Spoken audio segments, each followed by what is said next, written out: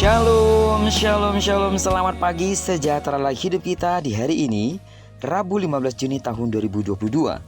Adalah sebuah anugerah jika kita bisa kembali berada di hari ini, dan sama seperti Dia telah memberkati tidur malam kita, maka Dia juga pasti akan memelihara, memberkati, dan menyertai kita di sepanjang hari ini. Amin. Baiklah, seperti biasa sebelum kita melakukan lebih jauh semua aktivitas kita sepanjang hari ini, izinkan kembali Tuhan bicara melalui pembacaan Alkitab. Satu hari satu pasal yang akan tetap kita ambil dari pembacaan 66 hari bersama Yesaya. Dan hari ini kita telah berada di hari yang ke-47, maka kita akan membaca kitab Yesaya pasal yang ke-47 ayat pertama sampai dengan ayat yang ke-15. Judul perenungan kita pagi hari ini, Tuhan tidak akan membiarkan kita ditindas oleh musuh. Sebagai pengantar renungan ini, saya akan coba bacakan ayatnya yang ke-6.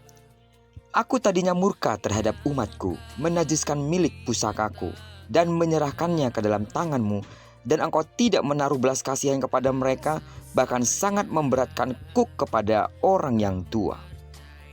Sidang jemaat Tuhan, pada pasal 46 yang sudah kita baca kemarin, selain dari pemeliharaan dan jaminan Tuhan sampai pada masa tua dan putih rambut kita, pada pasal itu juga kita mendapati bahwa dewa-dewa Babel dipermalukan sebagai Allah kecil, Allah yang mati, tidak berdaya, bahkan perlu diselamatkan.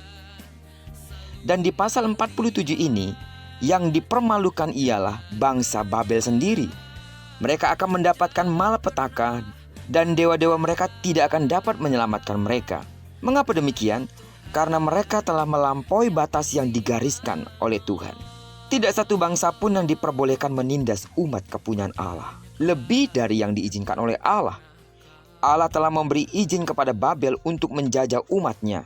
Ia memberi izin karena umatnya telah berpaling darinya. Sayangnya, Babel tidak tahu diri. Ia tidak menaruh belas kasihan terhadap umat Israel. Ia berlaku sewenang-wenang terhadap umat Israel. Bahkan Babel ingin berkuasa atas Israel untuk selama-lamanya, sehingga mereka menindas dan merendahkan bangsa Israel.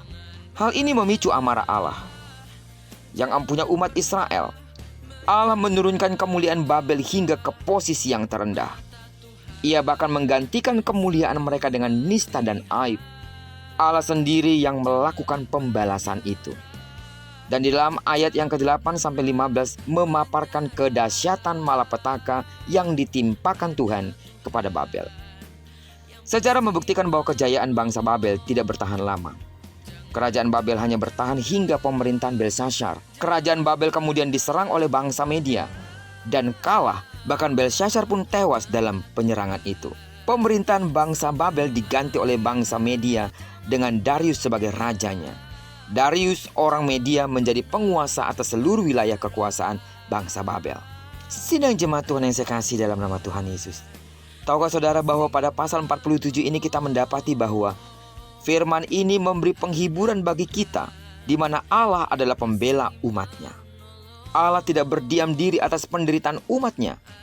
Memang Allah sendiri dalam kedaulatannya bisa memakai siapa saja untuk menghukum maupun memberkati umatnya, saudara dan saya. Namun di balik semua itu, Allah sangat peduli akan umatnya.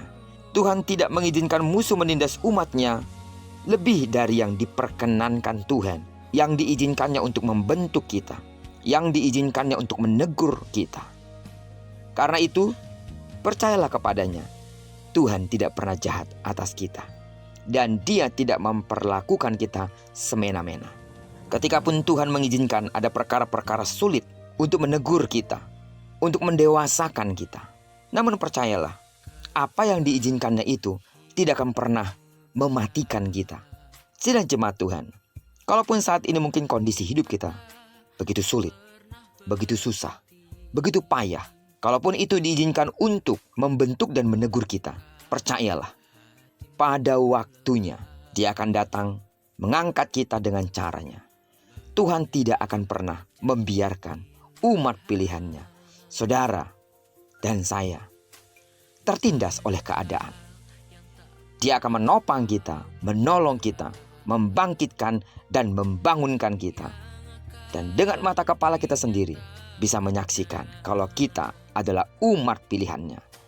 yang ditebus dengan darahnya sendiri dan dipermuliakan sesuai dengan rencana dan waktunya. Yang diperlukan dan yang dibutuhkan adalah kuatlah senantiasa, berubahlah kalau memang Tuhan menginginkan kita untuk berubah, bertobatlah kalau memang Tuhan menginginkan kita untuk bertobat dari hal-hal yang buruk. Karena selama Tuhan belum menemukan perubahan di dalam diri kita, Tuhan mungkin masih akan membiarkan kita dalam kondisi sulit itu. Namun percayalah, kondisi sulit itu sekali lagi tidak akan pernah mematikan kita. Kondisi sulit itu justru akan mempermuliakan kita dan mempermuliakan Allah di dalam kita. Terpujilah nama Tuhan. Diberkatilah kita sepanjang hari ini, dan digenapi firman yang berjanji bahwa apa yang dikerjakan tangan kanan dan tangan kiri kita dibuatnya berhasil. Dan karena kita telah berdoa dan menyerahkan hidup kita ke dalam pimpinan tangan Tuhan sepanjang hari ini, maka kemanapun kaki kanan dan kaki kiri kita melangkah, di sana pasti kemuliaan Tuhan akan dinyatakan. Amin. Diberkatilah kita bersama dengan orang-orang kita kasihi, serta bersama dengan orang-orang yang kita cintai dimanapun mereka berada. Terpujilah nama Tuhan. Shalom.